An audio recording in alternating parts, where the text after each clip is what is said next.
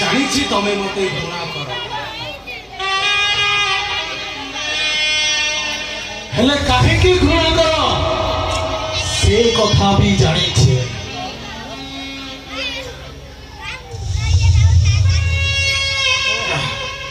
मत विश्वास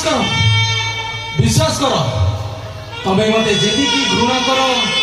मु तुमको ताठू बहुत अधिक भल पाए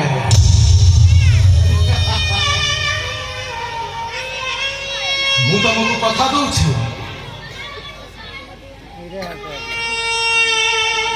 तुम पेटर बढ़ुवा छुआ को ये दुनिया मन बापुआ कह जरज कह ये कथा भी मु जानी मु ताको बापर परिचय देवी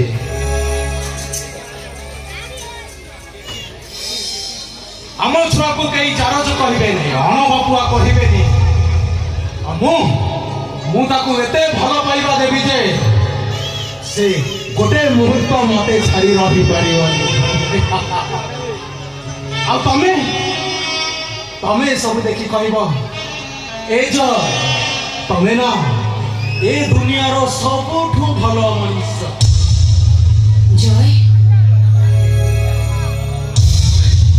तमें आसी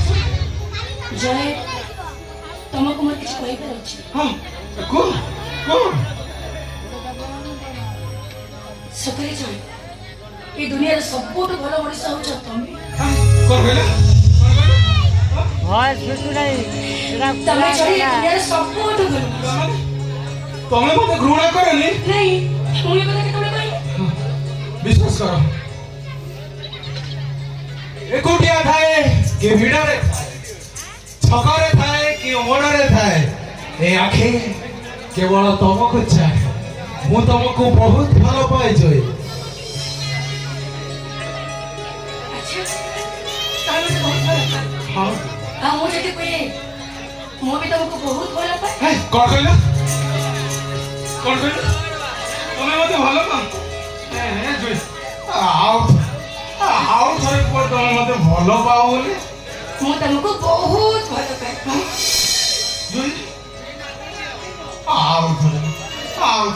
आओ थोड़े को